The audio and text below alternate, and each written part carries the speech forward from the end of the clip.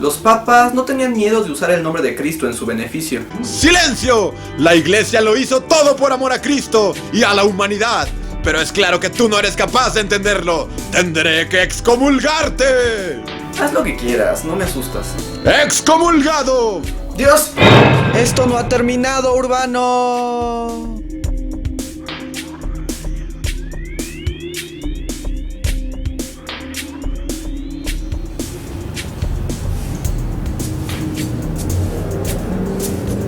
Ahí están. Este lugar es más raro de lo que parece. Pero Urbano no evitará que les cuente el final de la historia. Así que volvamos a las cruzadas. Desde el siglo XI, la Iglesia Católica descubrió en las cruzadas un método muy efectivo para incrementar su riqueza y poder. Claro que había muertos e injusticias con cada guerra, pero los sacerdotes estaban dispuestos a aceptar las pérdidas con tal de servir a Dios. Sí, yo sé que no tiene sentido, pero hagamos como que les creemos. Por ello, los papas adquirieron la costumbre de llamar a una cruzada contra Oriente de vez en cuando, aunque en ocasiones las cosas no salían de acuerdo al plan.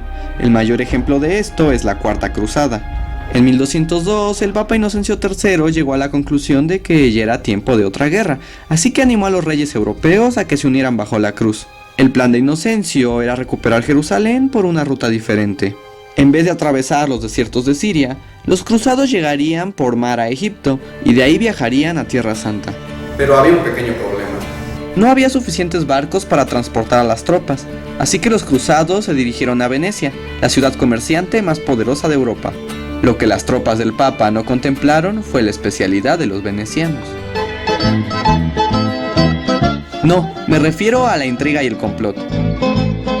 Sí, igualito que en Assassin's Creed.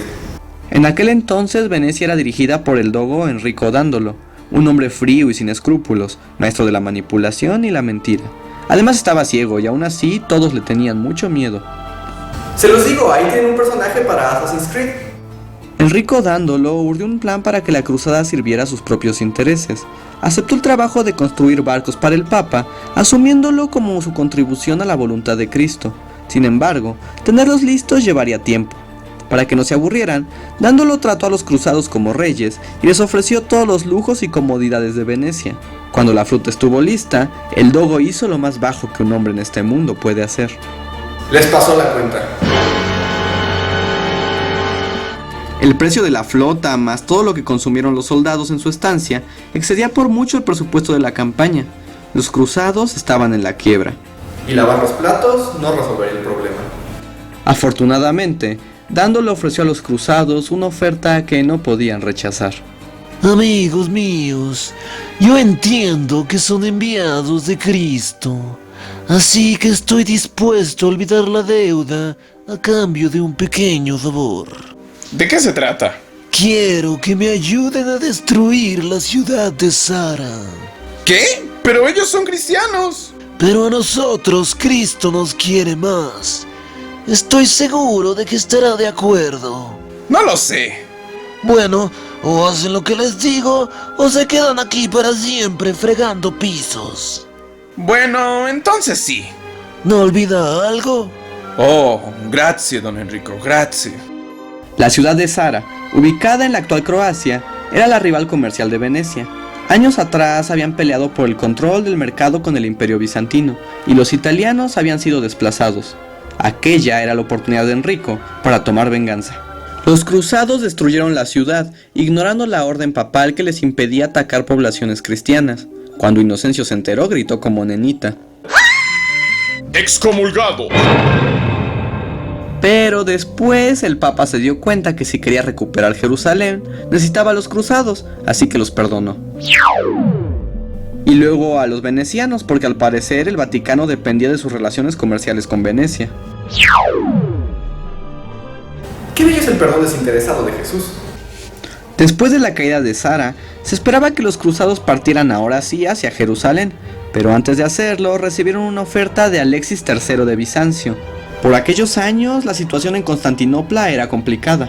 El emperador había sido derrocado y encarcelado, y su hijo, Alexis III, quería recuperar el trono, así que ofreció a los cristianos una enorme fortuna para financiar la cruzada si lo ayudaban. Una vez más, el Papa no estuvo de acuerdo, pero los cruzados, tras el asunto de Venecia, estaban más interesados en el dinero que en la salvación de sus almas, así que aceptaron, a fin que Cristo todo lo perdona.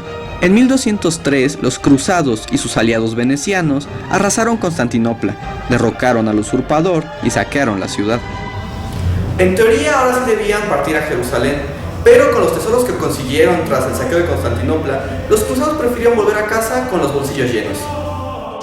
El Papa estaba furioso y dispuesto a excomulgarlos otra vez, pero entonces el Vaticano recibió su parte del botín. Además, Alexis III, durante su mandato, sometió a la Iglesia Ortodoxa al poder papal. Estoy muy molesto con ustedes. Se han portado muy mal. Así que se van a la cama sin cenar y rezan 6 Aves Marías. Sí, su santidad.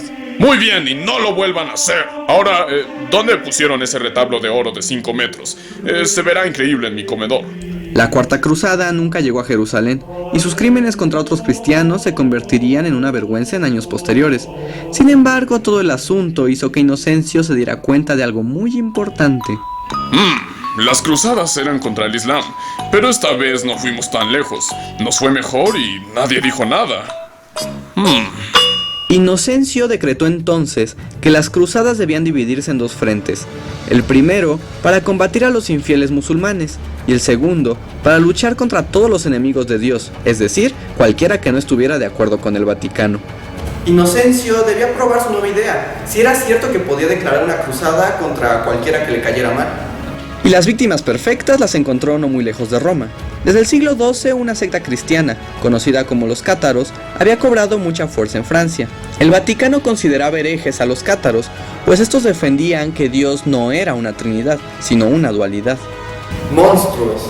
La iglesia había tratado de disolver a los cátaros por la vía diplomática sin mucho éxito. Era momento de pasar a las armas. El Papa declaró la cruzada albigense contra los cátaros, y para llevarla a cabo, le dio la oportunidad a 2 nuevas órdenes religiosas de probar su amor a Cristo: los monjes dominicos, futuros evangelizadores de la iglesia, Ya que no se esperan quiénes son los otros. Nobody expects the Spanish Inquisition. En 1209, los cruzados marcharon a la ciudad de Albi, Francia, el mayor bastión cátaro de aquel entonces. La campaña duró casi 40 años, pero al final, la iglesia aniquiló a los cátaros en su totalidad. Básicamente los quemaron a todos en hogueras. Para asegurarse de que la caída de los cátaros fuera un ejemplo para toda secta contraria al Vaticano, los cruzados acusaron de complicidad a todos los residentes de Albi, fueran católicos o no, y les aplicaron un castigo ejemplar. Les sacaron los ojos y les cortaron la lengua. Ya saben, por Jesús. La victoria contra los cátaros marcó el ascenso al poder de la Santa Inquisición, pues el Papa concluyó que en vez de esperar a que sus enemigos se fortalecieran y enfrentarlos con una cruzada, era mejor cazarlos y torturarlos cuando aún eran débiles.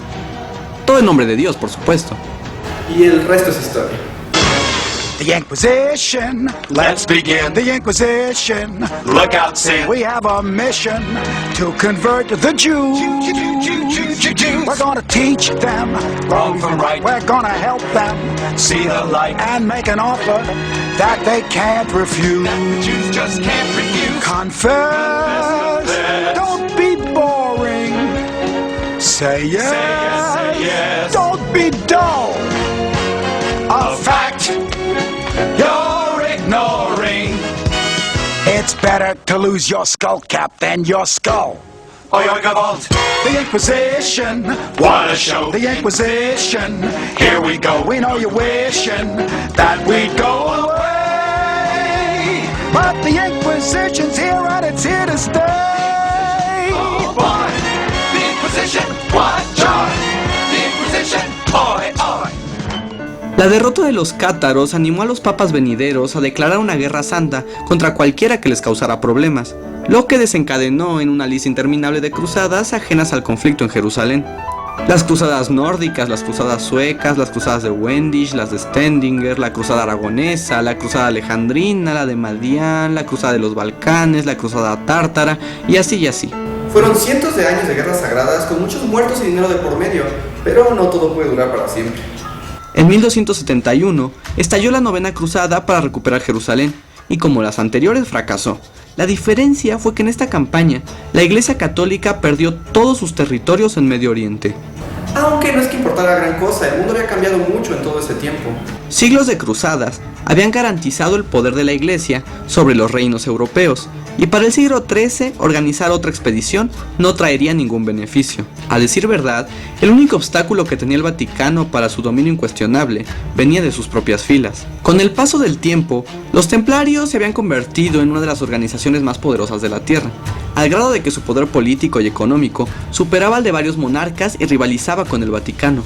¿Saben de qué es tiempo? ¡De inculpar cristianos! ¡Así es!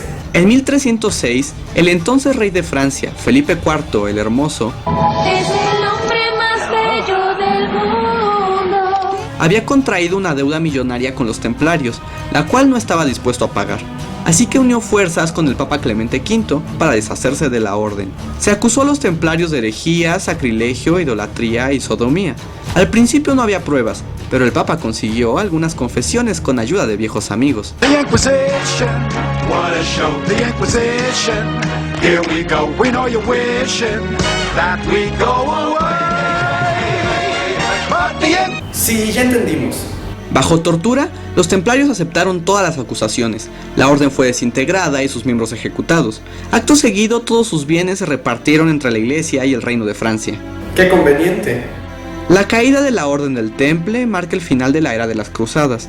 El Vaticano no volvería a declarar abiertamente una guerra santa, pues sus problemas posteriores, como la Reforma Luterana, requerían un aproximamiento más sutil. O algo así, lo importante es que las cruzadas dejaron su legado. El mundo aprendió que justificar guerras con el nombre de Dios siempre funciona. En la actualidad se ha llamado Décima Cruzada a la guerra que Estados Unidos inició contra el mundo islámico tras la caída de las Torres Gemelas. Por supuesto que es un fenómeno diferente, pero solo invocar el nombre de las cruzadas trae oscuros recuerdos tanto a cristianos como a musulmanes. En resumen, las cruzadas fueron guerras sangrientas producto de la ambición y disfrazadas como actos de piedad. La Iglesia Católica aprovechó la fe de sus fieles para lanzarlos en una guerra que poco tenía que ver con los principios de su religión y mucho con intereses mortales. Un engaño que costó millones de vidas y solo causó odios y resentimientos que perduran hasta nuestros días. Pero no estén tristes, queda un consuelo. En 1999, el Papa Juan Pablo II pidió perdón por todas las atrocidades cometidas en las cruzadas. Perdón por las cruzadas. La disculpa enojó a todos porque tardó 1000 años en llegar, pero eso estableció una tendencia. El Papa comenzó a pedir disculpas inútiles por todos los pecados de la Iglesia. Perdón por la Inquisición. Perdón por ignorar el Holocausto. Perdón por excomulgar a Galileo. Perdón por la pedofilia. Quién sabe, a este ritmo tal vez no tarde tanto en salir de aquí.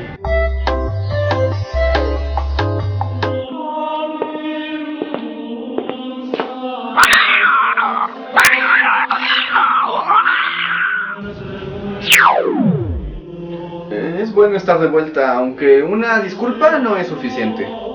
A pesar de pedir disculpas por los crímenes cometidos, la Iglesia insiste en que todas sus decisiones históricas estuvieron fundamentadas en los principios religiosos y el amor a Cristo. Las masacres y pecados solo las atribuyen a la ingenuidad y la debilidad del ser humano. Lo que nos lleva a la conclusión de este video. Uno puede hacer lo que sea por conseguir lo que quiere, siempre y cuando el corazón esté en el lugar correcto. Ya luego se pedirá perdón, porque cuando se trata de Dios, todo lo que se necesita es amor.